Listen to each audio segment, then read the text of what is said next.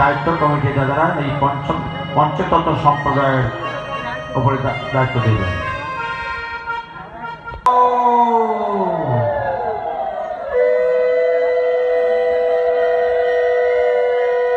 দায়িত্ব